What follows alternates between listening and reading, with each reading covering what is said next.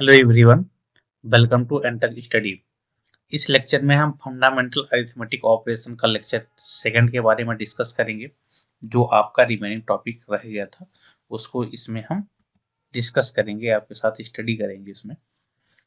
तो fundamental arithmetic arithmetical operation से संबंधित क्वेश्चन को हम इसमें डिस्कस करेंगे। बहुत लोगों का कुछ डाउट है, उनका मैसेज मिला था हमें कि हम इसमें आप परसेंटेज, प्रॉफिट लॉस, ठीक है, रेशियो प्रोपोर्शन, ये सारे चैप्टर्स को भी इंक्लूड करेंगे। क्योंकि हम टेस्ट जो है वो लोग मॉक टेस्ट दे रहे हैं, तो उसमें बहुत सारे मतलब चैप्टर से क्वेश्चन आ रहे हैं। तो मैं आपको बता देता हूँ, ये सारे चैप्टर आपको सिलेबस पे बिल्कुल स्ट्रिक्ट रहना है। अगर आपको पेपर बहुत अच्छे से क्लियर करना है तो आपको सिलेबस पे बिल्कुल स्ट्रिक्ट रहना है। जो इसके द्वारा सिलेबस दिया गया है, आपको मॉक टेस्ट देख के भटकना नहीं है। तो इस सिलेबस को आप बहुत अच्छी तरीके से प्रैक्टिस करिए, इस सारे चैप्टर्स को अच्छी तरीके से सॉल्व करिए। उसके बाद अगर आपका अरिथमेटिक पोर्शन से क्वेश्चन आता है तो 4 या 5 क्वेश्चन से ज़्यादा नहीं आएगा, बिल्कुल बेसिक लेवल का वो भी आएगा। तो मैं आपको बता दूंगा इन सब चैप्टर्स के अलावा एडिशनल चैप्टर कौन कौन से आपको पढ़ने हैं, ठीक है। तो वो मैं बता दूंगा। फिलहाल आप इस सारे जो आपका टॉपिक है उस पर फोकस बनाए रखें। अगर आप एनटीसीटी चैनल पर नए हैं तो चैनल को सब्सक्राइब कर सकते हैं। हमारे प्लेलिस्ट पे बीट करके सारे लेक्चर को देख सकते हैं।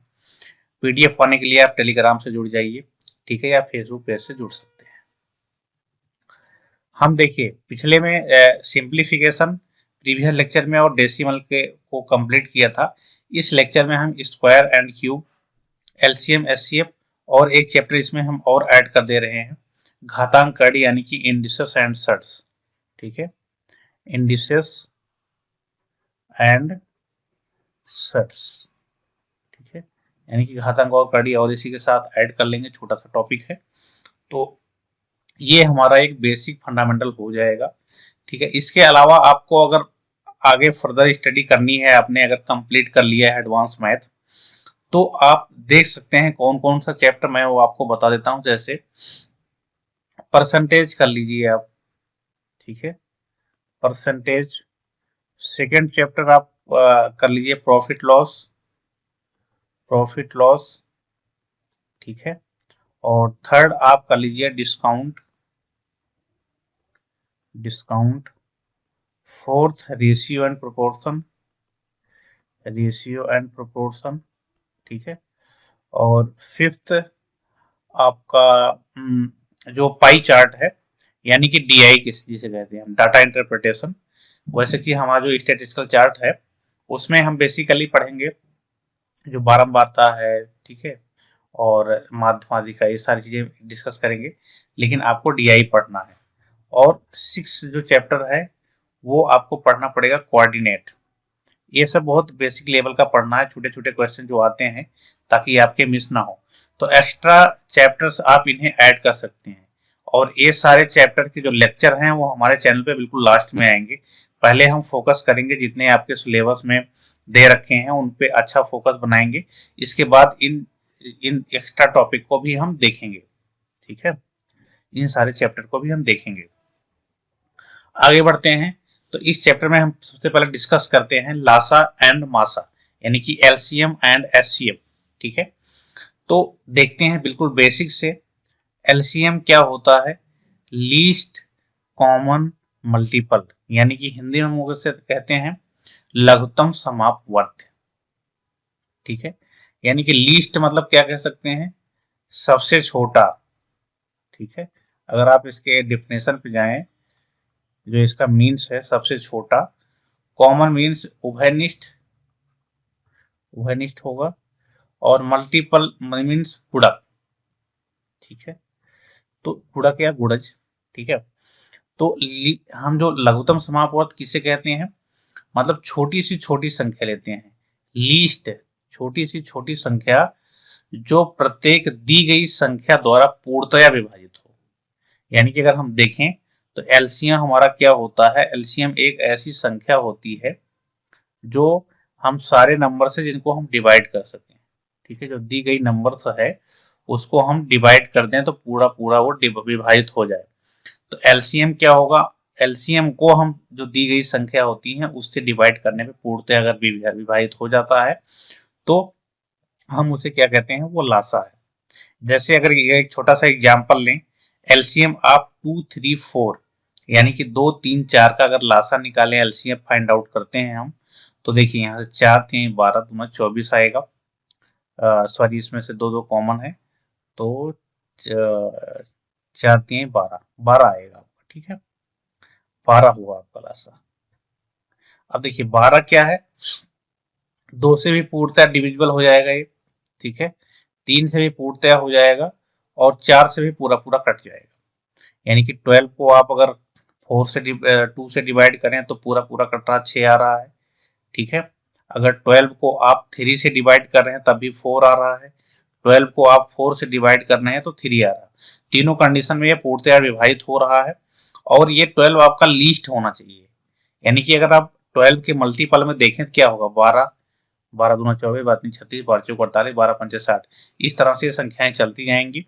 अब इसमें देखिए जो 24 है 24 है, ये भी क्या है, ये भी 2 से डिवाइड हो जाएगा, 3 से डिवाइड हो जाएगा, 4 से डिवाइड हो जाएगा, लेकिन लीस्ट की बात करता है।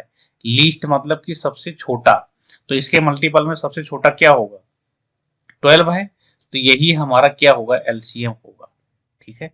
आशा करते हैं आपको समझ आया है। अब इसके फाइंड आउट करने के दो मेथड होते हैं, पहला डिवीजन मेथड जिसे भाग विधि कहते हैं और दूसरा होता अभाज्य गुणनखंड यानी कि प्राइम फैक्टराइजेशन। दो मेथड से हम इन्हें सॉल्व करते हैं, तो दोनों मेथड को आप अच्छी तरीके से देख लो। जैसे इसका हमें प्राइम फैक्टराइजेशन 24, 30 और 40 है, 24, 30 और 40 है, तो इसको करने के लिए क्या करेंगे, हम इसको 2 से भाग देंगे हम, ठीक है। तो 2 12 बार सबसे छोटी संख्याओं से भाग देते हुए चलते हैं हम, 15 और ये 20 टाइम्स चला जाएगा, ठीक है। फिर हम 2 से करेंगे इसको, 2 6 12 और 15 का 15 रहेगा और 2 दहम्मा 20, ठीक है। फिर 2 से कट कट करेंगे, 2 3 6 और 15 और 2 पंचे 10, ठीक है। फिर हम 5 से करेंगे 3 और 5 3 15, 5 एकम 5। अब हम 3 से करेंगे, 3 एकम 3 एकम और 1। तो यहां से आप देखेंगे कि ये आपका एलसीएम आ जाएगा। अब इनको हमें मल्टीपल कर लेना है, 2 दूनी 4, 4 दूनी 8, 8 पंचे 40 और 40 तीन है 120। यानी कि इसका एलसीएम आपका आ जाएगा कितना, 120, ठीक है। इसका एलसीएम आपको 120 मिल गया। अब आपका ये हो गया भाग विधि यानी कि डिवीजन मेथड। प्राइम फैक्टराइजेशन से कैसे करते हैं, हम इनको क्या करते हैं, फैक्टर कर लेते हैं इनका, ठीक है। तो 2 गुणे 2, 2 दूनी 4, 4 दूनी 8, 8 3 24, ये हो गया, ठीक है। और 2 3 6 और 6 पंचे 30, प्राइम फैक्टराइजेशन करना है हमको, तो इसको क्या करेंगे, 2 दूनी 4, 4 दूनी 8 पंचे 40, ठीक है।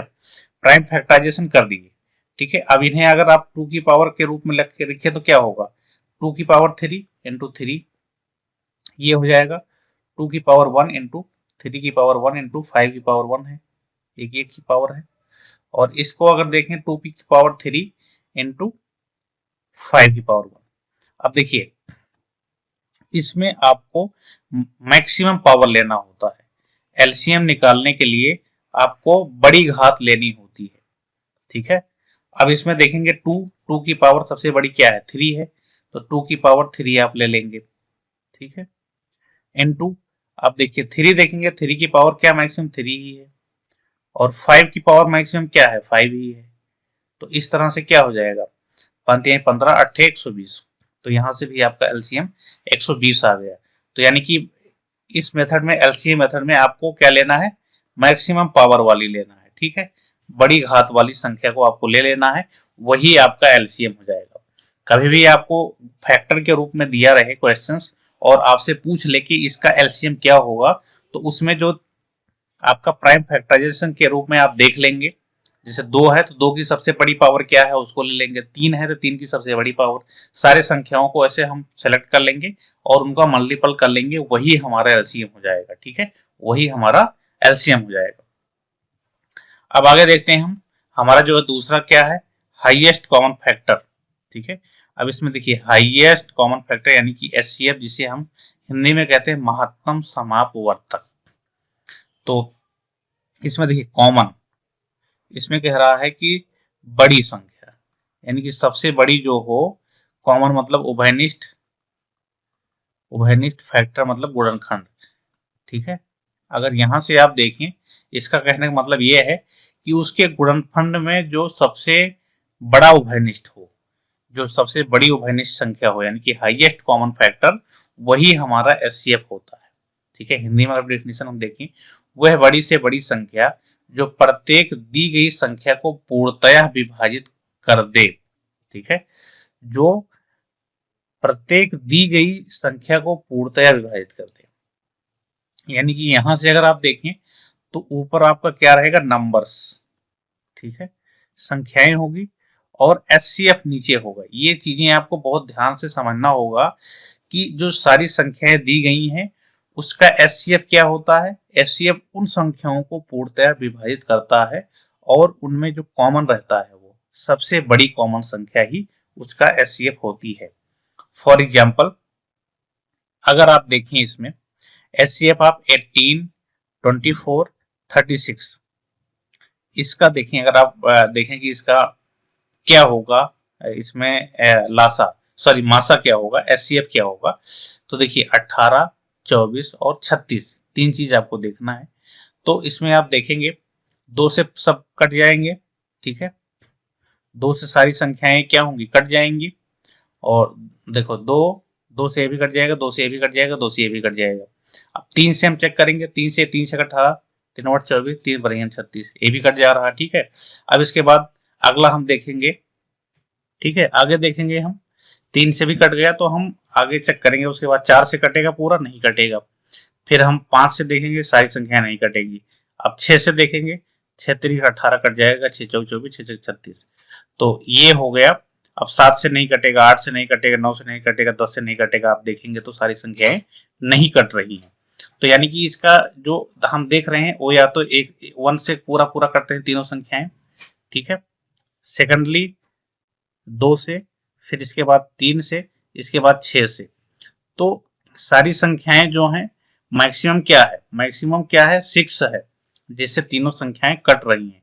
तो इसका एचसीएफ क्या हो जाएगा, 6 हो जाएगा। तो यही है हमारा हाईएस्ट कॉमन फैक्टर।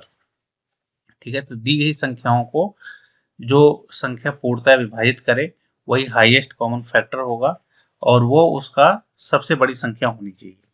ठीक है, तो इसको हम दो मेथड से फाइंड आउट इसको भी करते हैं, एक प्राइम फैक्टराइजेशन से और दूसरा क्या है, डिवीजन मेथड, यानी कि भाग विधि जिसे हम कहते हैं। ठीक है, भाग विधि से भी करते हैं और अभाज्य गुणनखंड यानी कि प्राइम फैक्टराइजेशन से करते हैं। तो सबसे पहले हम देखते हैं डिवीजन मेथड। इसमें कोई दो संख्या आप ले लीजिए, उनको आपस में आपको भाग करना है।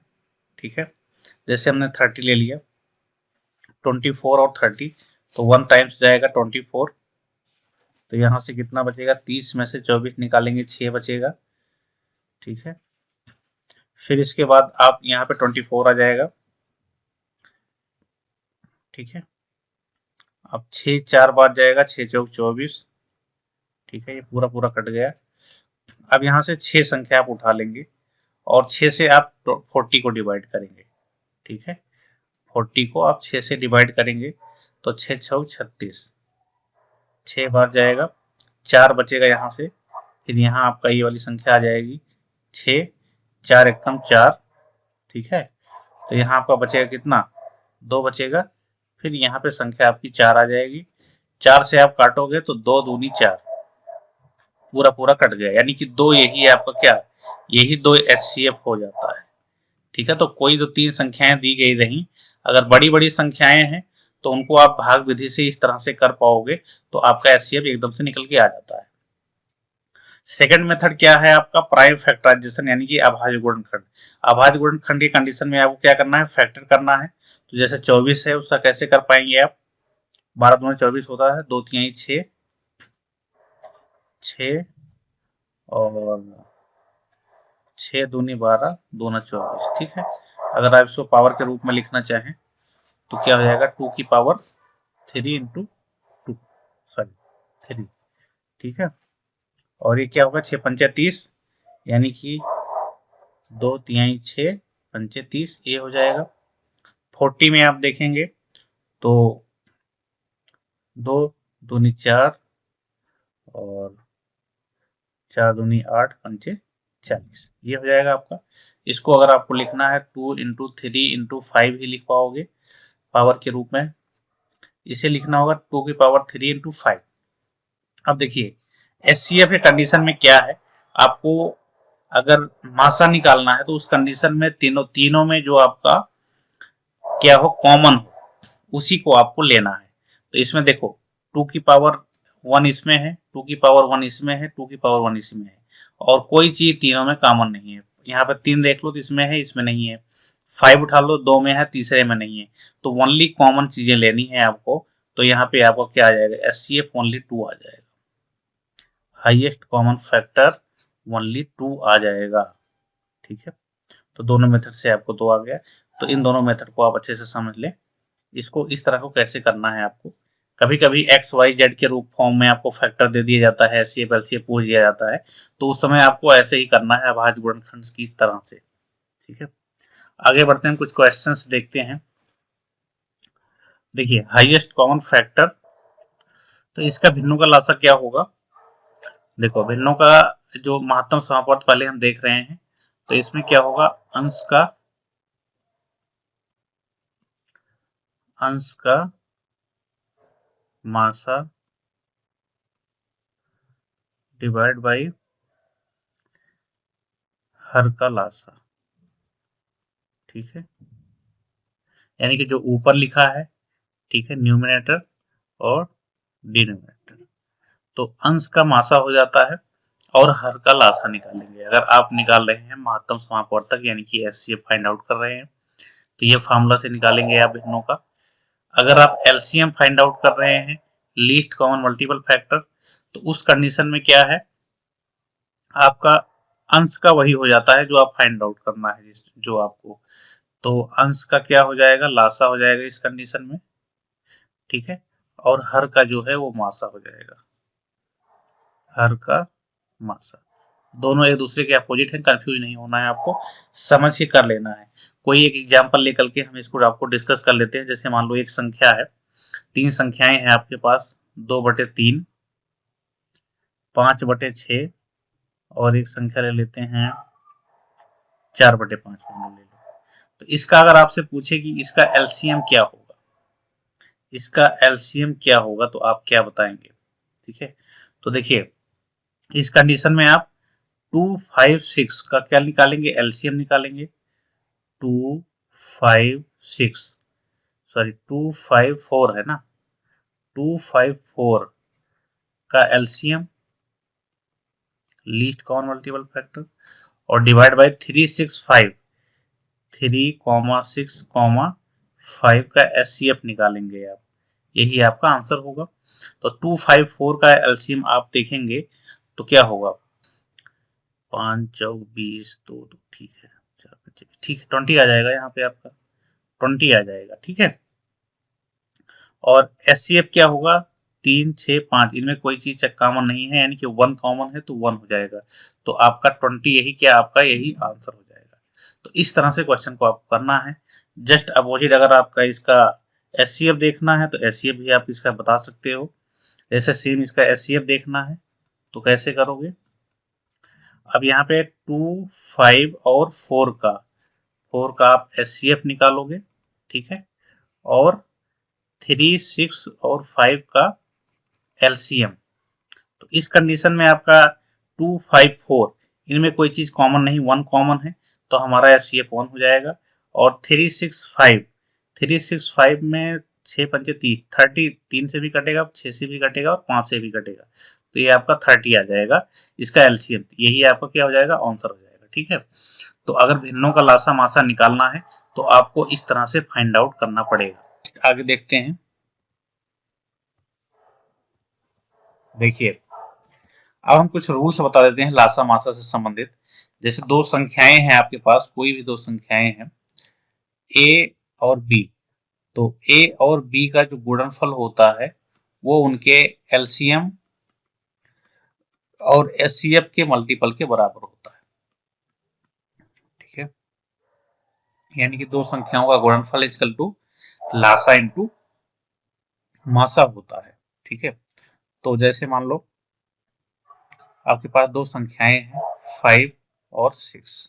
ठीक है, इनका अगर आप क्या निकालें, इनका एलसीएम आप निकालना चाहते हैं, एलसीएम, तो एलसीएम क्या आएगा आपका 30। इनका अगर आपको एचसीएफ निकालना हो तो दोनों में कुछ नहीं कॉमन है, 1 आएगा। ठीक है, तो इनका एलसीएफ 30 आ गया और एचसीएफ 1 आ गया। ठीक है, अब दोनों संख्याओं को देखो मल्टीपल करो आप, 5 इंटू 6। ठीक है, और लासा आपका कितना आया 30 और मासा 1 आया, तो आप देख रहे हैं दोनों तरफ 30 आ रहा। यानी कि इस तरह से आप देख सकते हैं कि दोनों संख्याओं का गुणनफल अगर आप करेंगे तो उनके लासा और उनके मासा के गुणनफल के बराबर होता है। ऐसे इस टाइप इस पे बेस्ड क्वेश्चन कुछ एग्जाम में कभी कभी पूछे जाते हैं। आगे बढ़ते हैं हम, नेक्स्ट आगे देखते हैं। देखिए कुछ क्वेश्चन इस पे हम बेस्ड कर लेते हैं, कुछ क्वेश्चन वेरी वेरी इंपॉर्टेंट जो आपके एग्जाम में पूछे जाते हैं, मोस्ट इंपॉर्टेंट टाइप के क्वेश्चन। बाकी आपको मैं पीडीएफ शेयर करूंगा, वहां पे आपको क्वेश्चन प्रैक्टिस करना होगा। इसको हम देखते हैं। वह छोटी से छोटी संख्या ज्ञात कीजिए जो 18, 20, 30 से पूर्णतः विभाजित हो। ठीक है, जब कभी छोटी से छोटी संख्या का बात करें तो आप इसको समझ भी सकते हैं, और अगर आप इसे रटना चाहें तो रट भी सकते हैं। छोटी से छोटी संख्या कंडीशन में आपको एलसीएम फाइंड आउट करना होता है, और पूर्णतः विभाजित की बात कर रहा है, संख्या बताना है, तो ये भी मैंने बताया है आपको कि एलसीएम जो है अंश में लिखा जाता है और नंबर से वो पूरा डिविजिबल होता है।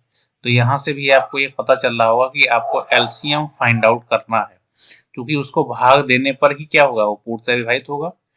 तो 18, 20 और 30 से, तो यहाँ पे आप कैसे करेंगे इनको, सीधे सीधे आपको इनको एलसीएम निकाल लेना है इनका, 18, 20 और 30 का। ठीक है, तो यहाँ से 2 से 2 9 18, 2 10 20, 2 15 बार जाएगा। फिर इसके बाद 2 से करेंगे 9, 2 पंचे 10 और 15। ठीक है, अब यहाँ से आप 3 से कर लें, 3 तिरिका 9 और 5 और 3 पचे 15। ठीक है, आगे फिर 3 से कट करेंगे 1 5 5, फिर 5 से करेंगे 1 1 1 आ जाएगा। ठीक है, तो इनका एलसीएम कितना होता है, 2 दूनी 4, 4 3 12 और 12 3 36 और 36 गुणे 5, तो ये आ जाएगा आपका 5 35 180। ठीक है, तो आपका यही आंसर हो जाएगा। अब 180 क्या है, 18 से पूर्णतः विभाजित है, 20 से पूर्णतः विभाजित है, ठीक है, और 30 से पूर्णतः विभाजित है। तो ये कंसेप्ट आप ध्यान में रखना। एक इस टाइप हो जाता है। दूसरा क्वेश्चन जो आपका होता है वो होता है, वह छोटी सी छोटी संख्या ज्ञात कीजिए जिसमें 18, 20, 30 से भाग देने पर शेषफल क्रमशः 15, 15, 17 और 27 शेष बचे। इस तरह से भी क्वेश्चन पूछा जाता है आपके एग्जाम में, तो इसको आप कैसे करेंगे वो मैं बता देता हूँ। देखिए ऐसा क्वेश्चन आए तो इनको, इस क्वेश्चन में हम दो क्वेश्चन बनाएंगे। ठीक है, देखिए अब यहाँ पे आपको देखिए इस ऐसा क्वेश्चन कभी भी आपको देगा तो ये आप देखेंगे जो भाग जिससे भाग दे रहे हैं और जो शेष बच रहा उनमें जो डिफरेंट है वो डिफरेंस जो है बिल्कुल सिमिलर होगा। जैसे आप देखना चाहें तो यहाँ पे 18 और 15 का डिफरेंस देखिए कितने का है, 3 का है, और 20 और 17 का डिफरेंस देखिए 3 है, 30 और 27 का डिफरेंस 3 है। तो तीनों के कंडीशन में क्या है, आपका डिफरेंस 3 ही आएगा। ठीक है, तो इसमें हम कैसे करेंगे क्वेश्चन को, सबसे पहले हम इनका जो है एलसीएम फाइंड आउट करेंगे। एलसीएम इनका हम फाइंड आउट कर लेंगे। तीनों का एलसीएम क्या आएगा, 18, 20 और 30 का। 18, 20 और 30 का एलसीएम निकालेंगे तो 180 आएगा। अभी मैंने फाइंड आउट किया है कि क्वेश्चन पे मैंने सॉल्व किया इसे। तो इसके बाद अगर 3 की संख्या करनी है तो आप क्या करो, सीधे सीधे इसमें 3 से माइनस कर दो। इन दोनों का डिफरेंस, सारे का डिफरेंस क्या आ रहा है, 3 आ रहा है। तो जो एलसीएम प्राप्त हो उसमें आपको 3 घटा देना है, यानी कि 177, यही आपका आंसर आ गया। अब आप 18, 20 और 30 से अगर भाग देंगे तो हर एक केस में 15, 17 और 27 शेषफल बचेगा। अगर आप भाग दे करके दे सकते हैं, 77 में अगर आप 20 से भाग दे करके देखें तो कितनी बार जाएगा, 20 अट्ठे 160। ठीक है, यहाँ पे देखो 17 बचा है, 20 से अगर आप भाग दिए हैं तो उस कंडीशन में आपको कितना बचा है, इतना बचा है। ठीक है, तो अगर इसी में क्वेश्चन क्या बने कि वह छोटी से छोटी संख्या ज्ञात कीजिए जिसमें 18, 20, 30 से भाग देने पर शेषफल, नोट कर लेना, एक क्वेश्चन और बनता है, शेषफल 5 बचे। ठीक है, ऐसा क्वेश्चन आ गया तो आप कैसे करोगे इसको। ठीक है, शेषफल 5 बचे, फिर आप क्या करेंगे, 18, 20 और 30 का एलसीएम लेंगे। ठीक है, 180 आएगा जैसा कि आपने सॉल्व किया है। अब इसमें क्या करेंगे, 180 में इस कंडीशन में +5 कर देंगे, 5 जोड़ देंगे, यानी कि 185 हो जाएगा आंसर आपका। अब हर एक किसी भी संख्या से भाग देंगे इसमें तो आपका 5 शेषफल बचेगा। एलसीएम क्या होता है, हमारा एलसीएम वो संख्या होती है जिसमें हम भाग दे, किसी भी संख्या से भाग देते हैं जिसका हम एलसीएम निकाले हैं तो पूरा पूरा कट जाता है। अब 5 शेष लाना है तो 5 इसमें आप ऐड कर दो, तो वो कटने के बाद 5 वही आपका रिमेनिंग बच जाएगा। ठीक है, तो आगे बढ़ते हैं, हम कुछ और क्वेश्चन देख लेते हैं इसमें। देखिए, जैसे दो संख्याओं के मासा, महत्तम समापवर्तक, लघुत्तम समापवर्तक क्रमशः 8 और 48 है। यदि इनमें से एक संख्या 24 हो तो दूसरी संख्या फाइंड आउट करेंगे, इस तरह से क्वेश्चन है। तो पहली संख्या क्या है, 24, और दूसरी संख्या आपको क्या है, फाइंड आउट करनी है। तो लासा कितना है आपका, पहली संख्या इंटू दूसरी संख्या इजकल टू लासा गुणे मासा होता है। तो आप यहाँ से देखेंगे 8 इंटू 48 हो जाएगा, यहाँ से कैंसिल आउट करेंगे तो 8 इंटू 48 डिवाइड बाई 24, 24 दूना 48 दूना 16। ठीक है, 8 दूनी 16, एक्स की वैल्यू कितनी आ जाएगी, 16 आ जाएगी। ठीक है, तो ऑप्शन नंबर सी आपका राइट हो जाएगा। तो ऐसे भी क्वेश्चन पूछे जाते हैं आपके एग्जाम में। देखिए, अब हम स्टडी करते हैं स्क्वायर रूट के बारे में, कुछ बेसिक चीजें मैं आपको बताऊंगा। ठीक है, जिसे आपको ध्यान में रख करके चलना हो। ठीक है, अब जैसे स्क्वायर एंड क्यूब, देखिए स्क्वायर मतलब क्या होता है, किसी का वर्ग करना, और घन मतलब किसी का घन करना, यानी कि किसी को 3 बार मल्टीपल करना। जैसे मान लो 2 का स्क्वायर आप करना है तो इस तरह से हम लिखते हैं, 2 स्क्वायर पढ़ते हैं इसको, ये क्या होता है, 2 इंटू 2 होता है। अगर हमें क्यूब करना है तो 2 की पावर 3, यानी कि इसको 3 बार मल्टीपल करते हैं, ये हो गया। सिमिलर, अगर एक्स स्क्वायर इजकल टू कितना है, 144 है, तो यहाँ से हमारा एक्स इजकल टू क्या हो जाता है, जो हमारा अगर स्क्वायर है तो उस तरफ जाता है तो हमारा क्या स्क्वायर रूट हो जाने, यानी घनमूल हो जाता है। ठीक है, तो इस तरह से एक्स की वैल्यू हमारा क्या आ जाता है, +-12। तो ये भी आप देखिए एक तरह से कि ऐसे फाइंड आउट किया जाता है। अगर आपका पास एक्स की पावर 3 इजकल टू 8 है तो एक्स इजकल टू क्या हो जाता है, घनमूल, जिसे घनमूल पढ़ते हैं या क्यूब रूट कहते हैं, तो x इजकल टू क्या हो जाता है, 2 आ जाता है। यानी कि अगर आप क्यूब देखें, क्यूब रूट की बात करें, अगर आप स्क्वायर रूट की बात करें, स्क्वायर रूट की बात करें तो इसमें जो पेयर बनता है वो पेयर 2 2 का बनता है। ठीक है, और अगर क्यूब रूट की बात करें तो इसमें जो पेयर बनाएंगे हम फैक्टर करके वो 3 3 का पेयर बनेगा। ठीक है, जैसे यहाँ पे देखिए 8 था, फिर 2 इंटू 2 इंटू 2 था, तो ये पेयर बन के क्या हुआ, 1 2 आ गया यहाँ पे। ठीक है, तो ये बेसिक बात आपको ध्यान रखना होगा। और डेसिमल की बात करें, अगर हम डेसिमल की बात करें तो अगर हम 0.2 का होल स्क्वायर कर दें तो इसका मतलब क्या है, 0.2 इंटू 0.2, इसका मतलब 2 दूनी 4 और 0.2 स्थान पे लग गया। ठीक है, ये वैल्यू आपकी आ गई, यानी कि मल्टीपल करते हैं, दशमलव जो है जिस प्लेस पे रहता है वो दोनों ऐड होकर के उस प्लेस पे रिजल्टेंट में लग जाता है। ठीक है, अगर हम क्या करें, घनमूल करें, इनका वर्गमूल करें तो क्या होगा, 0.04 का अगर हम वर्गमूल निकालते हैं तो हमारे पास क्या आएगा, 0.2 आ जाएगा। यहाँ पे देखिए दशमलव 2 प्लेस पे था, और जब यहाँ हम मूव करते हैं रिजल्टेंट पे, दशमलव हमारा जो है एक प्लेस पे हो जाता है। यानी कि दशमलव जितने स्थान पे है उसको आप 2 से भाग दे लें, उतने स्थान पे फिर आप लगा सकते हैं। इस कंडीशन में क्या है, क्यूब रूट के कंडीशन में क्या है, अगर यहीं पे हम देखें 0.008, ठीक है, घनमूल। अब देखिए घनमूल है यानी कि क्यूब रूट है, तो 0.3 स्थान पे है, तो अब जो रिजल्टेंट आएगा इनका 8 का होगा 2, तो 0.1 स्थान पे आएगा। तो यहाँ पे 0.3 स्थान पे था, यहाँ पे 1 स्थान पे हो गया। यहाँ पे दशमलव जो है 2 स्थान पे था, यहाँ के 1 स्थान पे हो गया। तो आपको ये ध्यान रखना है कि जब कभी भी डेसिमल का क्वेश्चन हो तो उसमें जो क्यूब रूट होगा उसको हम 3-3 की पेयर के लेंगे। अगर दशमलव जो है क्यूब रूट के अंदर 6 स्थान पे है तो रिजल्ट में हमारा 2 स्थान पे आएगा, 9 स्थान पे है तो रिजल्टेंट में 3 स्थान पे आएगा क्यूब रूट में। सेम स्क्वायर रूट के अंदर अगर डेसिमल 2 प्लेस पे है तो रिजल्ट में 1 प्लेस पे आएगा।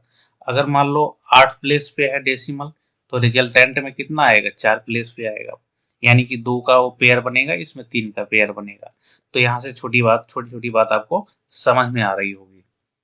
अब आगे हम कुछ क्वेश्चन का डिस्कस करते हैं डायरेक्ट जो आपके एग्जाम में बनता है। जैसे यहाँ पे देखिए घनमूल पॉइंट, देखिए डेसिमल कितने प्लेस पे है, 2, 2 4, 2 6 प्लेस पे है। तो ये क्यूब रूट की बात कर रहा है, यानी कि इसको आप क्या करना होगा, भाग देना होगा 3 से। तो क्या होगा, 2 2 4 2 6, 3 3 का पेयर अगर आप बनाए यहाँ पे देखिए 3 3, यानी कि डेसिमल जो है 2 प्लेस पे आएगा। 3 3 के 2 पेयर बन रहे हैं यहाँ पे, तो इसका क्या होगा, 1 होगा, और 1 का डेसिमल 2 प्लेस पे लग जाएगा, यानी कि ये आपका करेक्ट होगा, ऑप्शन नंबर बी। ठीक है, समझ आया। 3 3 का पेयर आपको बना लेना है और उतने प्लेस पे डेसिमल प्लेस कर देना है। ठीक है, अगला देखते हैं। जैसे ये है, इसका क्यूब रूट निकालना है, इसका जो है स्क्वायर रूट निकालना है। तो आपको पता है पावर 3 ये 3 बार है तो एक ही पेयर बन रहा है, यानी कि 0.1 डेसिमल पे लगेगा। तो इसमें आप देखेंगे 4 चौक 16 चौके 64 है, तो 4 होगा, और डेसिमल कहाँ जाएगा, एक प्लेस पे, प्लस ये क्या होगा, डेसिमल 2 प्लेस पे है, 2 का पेयर बनेगा इसमें स्क्वायर रूट की कंडीशन में। तो ये 11 का है तो 11 आप लिख दें, डेसिमल एक प्लेस पे लग गया। अब इन दोनों को ऐड करेंगे तो 1.5 आपका आंसर आ जाएगा। ठीक है, तो ऐसे क्वेश्चन को इस तरह से अटेम्प्ट करना है आपको। ये वाला क्वेश्चन आपके लिए होमवर्क है, ये करके आप कमेंट कर दीजिए। ठीक है, आगे बढ़ते हैं। देखिए इस तरह के क्वेश्चन भी बनेंगे आपके एग्जाम में। देखिए सबसे पहले मैं आपको बता दूं कि अगर आप क्यूब एटलीस्ट आपको 20 तक और स्क्वायर रूट आपको एटलीस्ट 40 तक याद होना चाहिए for very very important calculations के लिए। वैसे मैं 1000 तक आपका क्यूब स्क्वायर रूट सिखा सकता हूं, लेकिन अभी आपके पास टाइम बहुत कम है और आपको इसको सीखने की जरूरत भी नहीं है। ठीक है, बस आप इतना याद कर लो, स्क्वायर रूट 40 तक स्क्वायर और 20 तक क्यूब का, ये चीजें आप याद कर लो। ठीक है, कुछ क्वेश्चन और देखते हैं। 5 अंकों की वह बड़ी सी बड़ी संख्या जो पूर्ण वर्ग हो वो बताना है आपको। ठीक है, तो सबसे पहले बड़ी सी बड़ी संख्या आप लिख लो, 5 अंकों की। तो 5 अंकों की बड़ी सी बड़ी संख्या कैसे लिखेंगे, 5 बार 9 लिख देंगे। ठीक है, ये हो गया। अब इसको हम भाग विधि से क्या निकाल लेंगे, इसका वर्गमूल। ठीक है, जैसे पेयर हम इस तरफ से बनाते जाते हैं, 2 2 1, इस तरह से पेयर आपको बनाना होता है। ठीक है, तो आप देखेंगे 3 से जा रहा है, 3 3 का 9, और 3 आपको यहाँ पे भी लिखना है, इन दोनों को ऐड करना है, 3 3 6, और यहाँ पे आपका ये 0 आ गया। अब 99 आप यहाँ से उतार लेंगे। अब देखो कितनी बार जाएगा, 2 बार तो जाएगा नहीं, क्योंकि 5 दूना कितना हो जाएगा, 124, तो आपका गलत हो जाएगा। यहाँ पे आपको 1 लिखेंगे, आप 1 यहाँ लिखेंगे, 1 बार जाएगा 61 करने 61। इसको आप सीख लीजिए, अगर आपको नहीं आता है 1 यहाँ पे भी लिखेंगे, इनको ऐड करेंगे। ठीक है, तो यहाँ पे 62 आ जाएगा, यहाँ एक प्लेस खाली रखेंगे, कुछ भरा जाएगा अभी। ठीक है, अब यहाँ पे 9 में से 1 निकालेंगे, कितना बचेगा, 8। ठीक है, 9 में से 1 निकालेंगे, 8 बचा, और यहाँ 9 में से 6 38 आया, यहाँ पे 99 उतर जाएगा। ठीक है, अब कितनी बार जाएगा ये आपको देखना है। देखिए 62 डैश यहाँ पे कुछ भरना है, उसी से यहाँ पे गुणा करना है, और मल्टीपल इसके नियरेस्ट हो भाग देने की विधि आप समझते हैं। तो यहाँ पे क्या भरेंगे, अगर हम देखें 600 है मोटा मोटा, अगर 6 से गुणा करें तो 3600 होगा। तो 6 रख के देखते हैं, 6 बार मल्टीपल करते हैं, 6 36 के 3 और 6 दूनी 12 3 15 के 5 एक आया, और 6 36 एक 37, ठीक है 3756। तो इसके नियर बाई है, उसके आगे नहीं जा पाएगा, 3756 ही ले लेते हैं। फिर हम यहाँ पे 6 आ जाएगा, यहाँ पे 6 टाइम्स गया है, ठीक है। अब यहाँ से देखिए 9 में से 6 गया 3, और 9 में से 5 गया 4, और 8 में से 7 गया 1 आ जाएगा, ये 0 हो गया। 143 आपका इसमें एक्स्ट्रा हो रहा है, 143 एक्स्ट्रा हो रहा है। अगर हम 999 में से इसमें से 143 घटा दें तो वो मेरी संख्या हो जाएगी जो कि पूर्ण वर्ग होगी। तो 9 में से 3 घटाएंगे तो आपको क्या मिलेगा, 6। 9 में से 4 घटाएंगे तो आपको 5 मिलेगा, ठीक है। और 9 में से 1 घटाएंगे तो आपको 8 मिलेगा, और बाकी दो 9 आ जाएगा आपका। तो 99856 ऑप्शन नंबर डी आपका सही हो जाएगा। तो ऐसे क्वेश्चन को कैसे करना है, 5 अंकों की बड़ी सी बड़ी संख्या आपको ले लेना है, उसका आपका वर्गमूल निकाल लेना है भाग विधि से, जैसे मैंने निकाला। इसके बाद जो शेष बचेगा उस संख्या में से अगर हम घटा देंगे शेष को, तो वो संख्या उतनी संख्या जो है कम हो जाएगी, जिससे आप नेक्स्ट टाइम अगर उसका भाग विधि से पूर्ण वर्ग निकालेंगे तो वो परफेक्ट बन के आएगा, यानी कि शेष आपका 0 बचेगा। तो इस तरह से जैसे ये वाला क्वेश्चन है आपका भाग विधि, तो आप समझ गए होंगे कैसे लगाना है। इस क्वेश्चन को करके आप भाग विधि मेथड से आप आंसर इसका कमेंट करें। जैसे आपको हिंट दे देते हैं 894916, इसका पेयर इस तरह से बनाते चले जाइए। इसके बाद आप भाग विधि से इसका निकाल करके कमेंट करिए, ठीक है। अगला क्वेश्चन, इस तरह के क्वेश्चन करने के लिए आप कैसे करेंगे इनको, देखिए 49 है, ठीक है। 49 का आपका क्या हो जाएगा, 7 हो जाएगा। फिर 7 आप 29 में ऐड करेंगे तो 36 हो जाएगा। 36 का वर्गमूल आप निकालेंगे 6 आ जाएगा। 19 में ऐड करेंगे तो 25 हो जाएगा, ठीक है। 25 का वर्गमूल निकालेंगे तो क्या आ जाएगा, 5 आ जाएगा। 5 को आप 11 में ऐड करेंगे तो 16 आ जाएगा। 16 का आप वर्गमूल निकालेंगे तो 4 आएगा। फिर 4 को आप 5 में ऐड करेंगे तो 9 आ जाएगा। 9 का वर्गमूल निकालेंगे आप तो कितना आ जाएगा, 3 आ जाएगा। यही आपका आंसर है, ऑप्शन नंबर ए। तो आपको इसको सीक्वेंस से इस तरफ से करते हुए इस तरफ की ओर जाना है, आपका ये मैटर सॉल्व हो जाएगा, ठीक है। इस तरह के क्वेश्चन एग्जाम में बनते हैं आपके। इसमें देखिए क्या करना है आपको, रूट में 1 प्लस एक्स अपान 144 है, इसकल टू कितना है 13 अपान 12। तो यहाँ से देखेंगे 1 plus x upon 144 is equal to इसका करेंगे तो 169 डिवाइड बाई 144 हो जाएगा। अब यहाँ से x बाई 144 इसकल टू क्या हो जाएगा, उधर घटा देंगे तो 169 माइनस 144 डिवाइड बाई 144, 1 जाके घटेगा तो इस तरह से हो सकता है। तो यहाँ से देखेंगे अगर इनको घटाएंगे तो 6 में से 4 गया 2, और 9 में से 4 घटाएंगे तो 25 डिवाइड बाई 144 हो जाएगा, x बाई 144, ठीक है। तो यहाँ से x is equal to 144 cancel out हो जाएगा, x इजकल टू 25 आपका करेक्ट आंसर हो जाएगा, ठीक है। देखिए 5549162 में से कम क्या घटाया जाए कि शेषफल एक पूर्ण वर्ग हो। सिमिलर क्वेश्चन मैंने आपको यहाँ पे फिर रख दिया है, तो कैसे करेंगे इसको, देखिए इसका सबसे पहले भाग विधि से हम क्या फाइंड आउट करेंगे, 5499162 भाग विधि से इसको हम इसका निकाल लेंगे, फैक्टर क्या होगा। फिर उसमें से हम जो रिमेनिंग पार्ट बचेगा उसको घटा लेंगे। देखिए हमारा कैसा पेयर बनेगा, इस तरह से पेयर बनेगा। देखिए कितनी बार जाएगा, 7 7 49, 8 3 64, तो 7 7 49 बार जाएगा। 7 7 49, 7 यहाँ लिखेंगे, इनको ऐड करेंगे, 7 7 14, और 14 में से 9 गया 5, ठीक है, ये हो जाएगा 0, और यहाँ से 91 आपका आ जाएगा। अब देखिए 14 से यहाँ पे देखो 150, अगर आप 0 बार तो जाएगा नहीं, यहाँ से देखिए 14 है, यहाँ पे क्या लिखना है, उसी से गुणा करना है आपको, ताकि आप 591 के नियर बाई पहुंच जाओ। तो कैसे करोगे इसको आप? इसको करने के लिए आपको क्या करना होगा, यहाँ 5 अगर रखते हैं आप, तो 145 इंटू 5 अगर करेंगे तो 500 से आप अधिक चले जाएंगे, 500 से अधिक चले जाएंगे। तो 4 रख लीजिए आप, ठीक है। 4 चौक 16, 4 चौक 16 17 के साथ हाथ होया, और 4 एक 4 एक 5, 576, ठीक है। 4 चौक 16 के 6 आता है, 4 चौक 16 17 के साथ आता है, और 4 एक 4 एक 5, 576 आप इसके पास पहुंच गए, ठीक है। अब आपको यहाँ पे क्या लिखना है, 4 से किया तो यहाँ पे 4 लिखोगे आप, यहाँ भी 4 लिखोगे, और यहाँ 4 से ऐड करोगे। ये 3 प्रोसेस आपको करना होता है हर बार। तो यहाँ पे 148 आ गया, यहाँ पे एक स्थान खाली रखेंगे। अब यहाँ पे देखिए 576 है, 11 में से 6 गया 5, ठीक है, और 8 में से 7 गया 1, 15 बचा आपका, ठीक है। अब आपका क्या उतरेगा, 62, 62, ठीक है।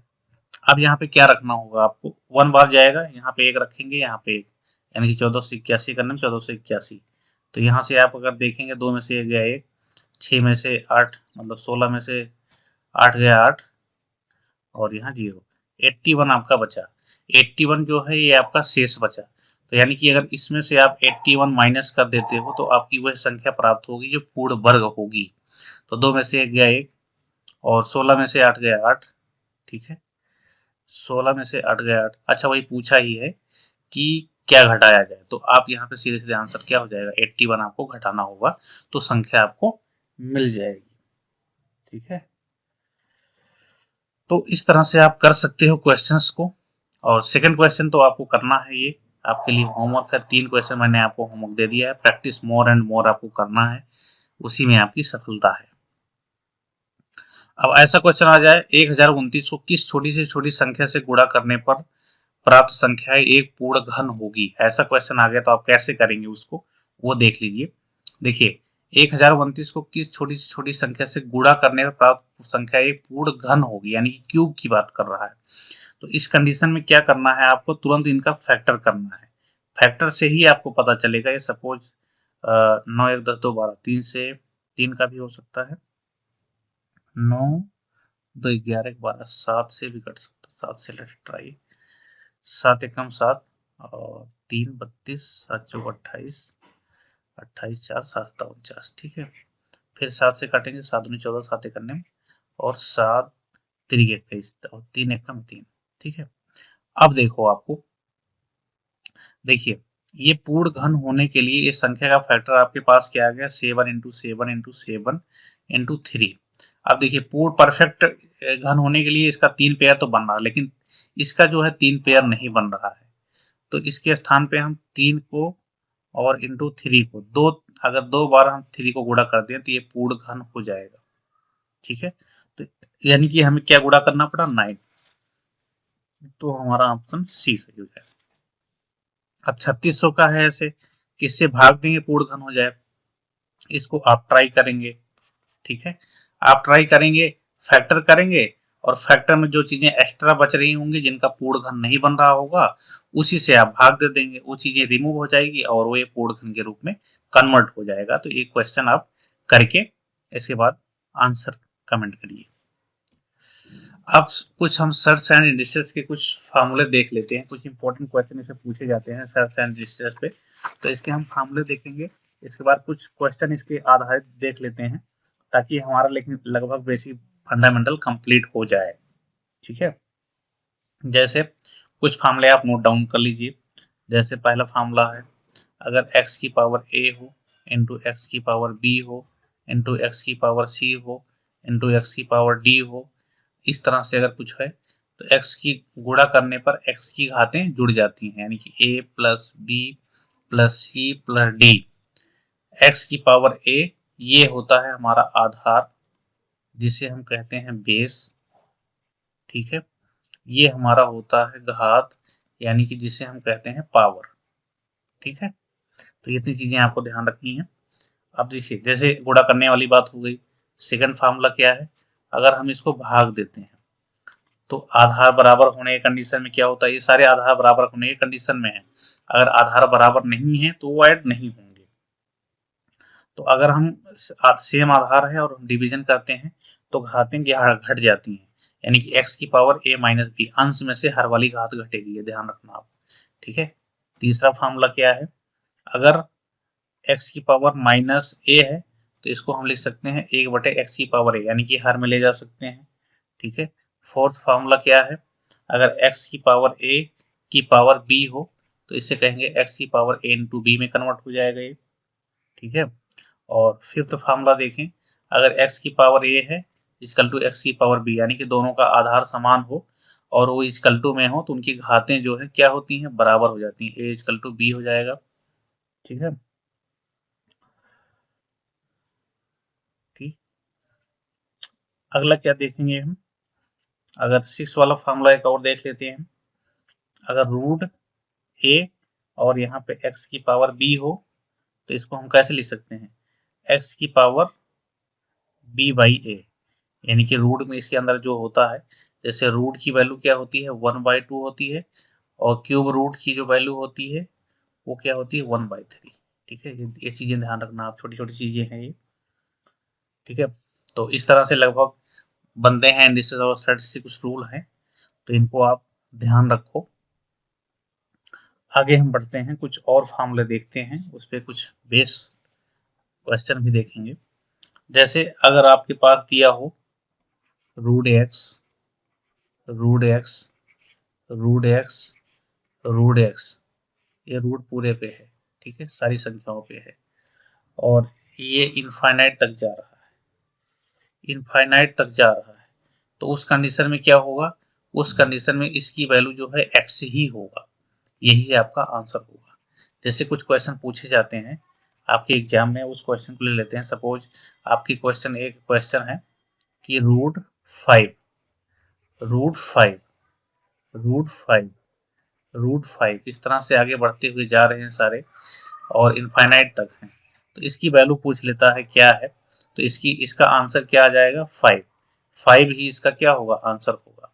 ठीक है। ध्यान रखना इनफाइनाइट के केस में, अगर इनफाइनाइट नहीं है तो उस केस में हम क्या है, इसको लॉन्ग मेथड से भी आप कर सकते हैं। जैसे इसको x के बराबर अगर आप मान लें, x इक्वल टू है, बोथ साइड स्क्वायर कर दें तो एक्स स्क्वायर इक्वल टू क्या होगा 5 और रूट में 5, रूट में 5, रूट में 5, रूट में 5, ऐसे इनफाइनाइट तक जाएगा। यही वैल्यू आपकी क्या है, x है, यानी कि x square equal to 5x हो जाएगा। यहाँ से एक्स कैंसिल आउट और यहाँ x इक्वल टू 5 आ गया, तो वही आपका क्या, डायरेक्ट यही आंसर आ गया। तो ये है आपका बेसिक मेथड। ठीक है, आपको इसको डायरेक्ट भी याद रख सकते हैं। आगे बढ़ते हैं। अगला है, अगर मान लो इसको लिमिटेड कर दिया गया, इसको लिमिटेड कर दिया गया कुछ टाइम्स तक ही है।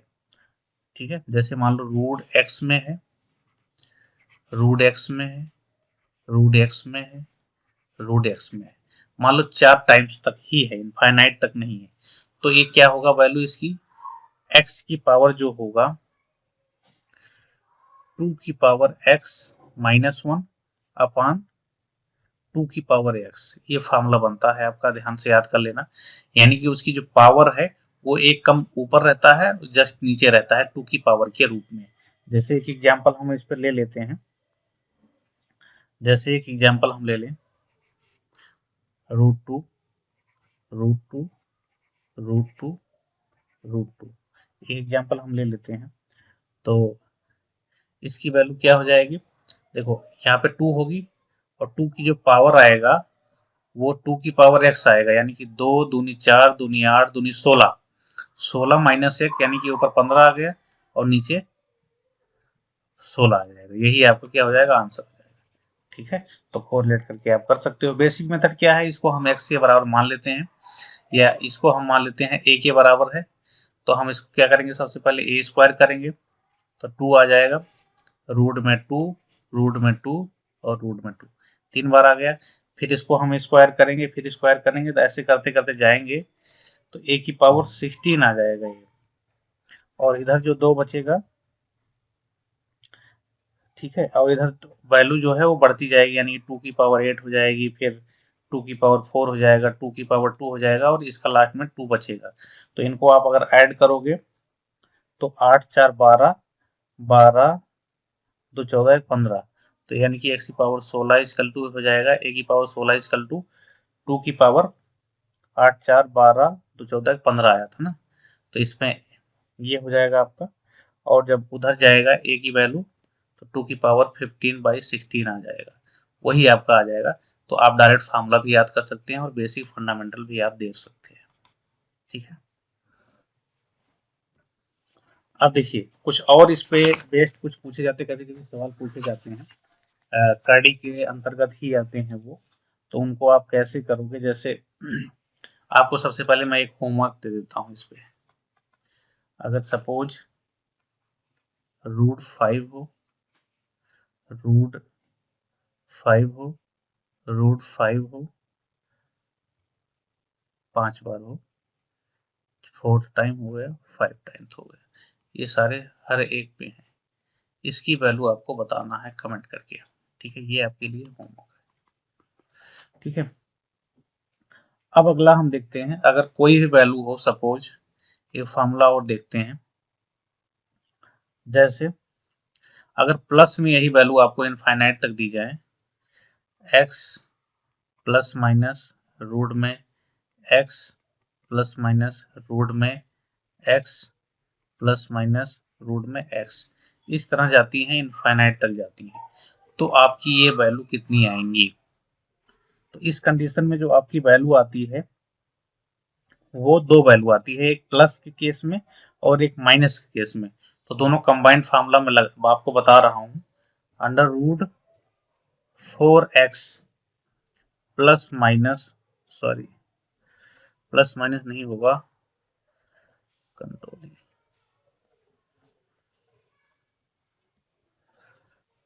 4x प्लस 1 होगा आपका, और प्लस माइनस बाहर होगा 1 डिवाइड बाई 2।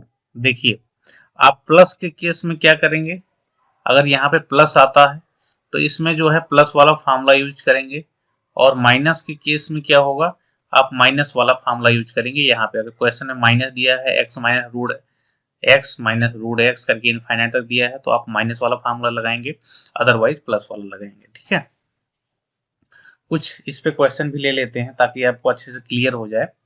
जैसे सपोज आपके पास एक्स इजकल टू क्या है, √12, फिर प्लस √12, फिर प्लस √12, फिर प्लस √12, ऐसी संख्याएं आपके पास इनफाइनाइट तक अगर हैं, इसकी वैल्यू आपसे पूछ लिया जाता है। ठीक है, तो आप सिंपली क्या करेंगे, फार्मूला में प्लस वाले में रखेंगे, यानी कि √4 इंटू एक्स के स्थान में 12 और प्लस 1, यहाँ पे प्लस 1 और डिवाइड बाई 2 होगा, यानी कि 12 चौक 48 से 49, 49 रूट में प्लस 1 डिवाइड बाई 2, यानी कि 8 डिवाइड बाई 2 हो जाएगा, 7 इसका, 8 डिवाइड बाई 2 इजकल टू 4। यही आपका आंसर हो जाएगा फार्मूले से। इसका शॉर्ट ट्रिक एक और बताता हूँ मैं आपको। वैसे आप फार्मूले याद रखना, अगर आप शॉर्टकट भी यूज करना चाहें, डायरेक्ट इतना टाइम बचाना चाहते हैं, तो 12 के ऐसे फैक्टर करें आप जिनमें डिफरेंस 1 हो, उन दोनों संख्याओं का अंतर 1 हो, तो आपका क्या हो जाएगा, 4 हो जाएगा इंटू 3। अब यहाँ पे आपका प्लस पूछा है, तो आपकी बड़ी संख्या यही आंसर हो जाएगा। अगर मान लो ये क्वेश्चन, समझ लो अगर क्वेश्चन इस तरह से होता कि यहाँ पे माइनस होता, √12 माइनस √12 माइनस √12, उस केस में क्या होता, कि चूंकि माइनस लगा है, तो इस केस में आपका छोटा वाला आंसर हो जाता। तो इन दोनों क्वेश्चन को अच्छी तरह समझ लो, फार्मूले से भी यही आंसर आएगा और शॉर्टकट आप यूज कर सकते हो। अगला क्या है, अगर मान लो आपकी वैल्यू कुछ और दे रखी हो और बीच की वैल्यू कभी कभी पूछ लेता है, कि सपोज x इजकल टू दिया गया है आपके पास √7 और प्लस √7 इसको आगे बढ़ते हुए इनफाइनाइट तक है। आपको पूछ लिया जाता है कि x का मान किस किस संख्याओं के बीच में है, x का मान किन संख्याओं के बीच में है, किन संख्याओं के बीच में है, ऐसा क्वेश्चन पूछ लिया जाता है तो उसमें आपको रेंज दे दिया रहेगा, ऑप्शन में आपको रेंज दिया रहेगा, तो उस रेंज में आपको दे के बताना होगा। तो उस कंडीशन में क्या है, आप सिंपली पहले फार्मूले में इनको रखेंगे तो x इक्वल टू क्या आ जाएगा आपका 4 × 7 + 1 रूट में और +-1 डिवाइड बाई 2 होगा। तो इसका 7 होगा 28 × 29 √29 +-1 डिवाइड बाई 2 होगा। इस कंडीशन में आप देखेंगे इसके स्क्वायर कि 29 जो है पूर्ण वर्ग नहीं है, तो इसके पहले पूर्ण वर्ग क्या होगा, उसके बाद में पूर्ण वर्ग क्या होगा, उसको हम लिख लेंगे √25 + 1, ठीक है, ले लिए, और बाई 2, और √36 + 1 बाई 2। अब देखिए इसकी वैल्यू क्या आ जाएगा, 5 × 6/2 यानी कि 3 आ गया, और इसकी 6 × 4 = 36, 6 × 7/2 यानी कि 3.5 आ गया। तो x जो है इसी के बीच में लाई करेगा, x जो है x की वैल्यू क्या होगी, 3 और 3.5 के बीच में होगी, x की वैल्यू 3.5 और 3 के बीच में होगी। यही रेंज आपका करेक्ट आंसर होगा, यही रेंज में जो है आपका करेक्ट आंसर होगा। तो ऐसे क्वेश्चन अगर आए, कुछ डिफिकल्ट क्वेश्चन है ये, अगर आपका लेवल अच्छा बनाया जाएगा पेपर का तो ऐसे क्वेश्चन डाले जा सकते हैं। तो ये लेक्चर हम यहीं पे समाप्त करेंगे। आपको इस लेक्चर में हमने क्या बताया, LCM HCF, square square root, cube cube root, indices and set यानी घातांक प्रणाली के बारे में मैंने डिस्कस किया। तो ये आपका बेसिक फंडामेंटल है जो हमने इस चैप्टर में कंप्लीट किया है। आगे आने वाले चैप्टर में हम स्टार्ट करेंगे नंबर सिस्टम से, देन अलजेब्रा, इसके बाद मेंसुरेशन, और एक आपका है स्टैटिस्टिकल चार्ट। तो वो बहुत छोटा चैप्टर लग रहा, तो इससे मैं सोच रहा हूँ कि जो आपका स्टैटिक्स वाला पार्ट है उसको मैं पहले खत्म कर देता हूँ, ठीक है। 1 या 2 लेक्चर होगा, वहां से आपको कम से कम 2 नंबर सिक्योर हो सकते हैं। बहुत छोटा छोटा क्वेश्चन आता है माध्यमादि का, बारंबारता, बहुलक, रेंज, इन सब पे आधारित, ठीक है। तो इस लेक्चर को हम यहीं पे समाप्त करते हैं। अच्छे से पढ़ाई करिए। Bye bye, take care, thanks for watching this video.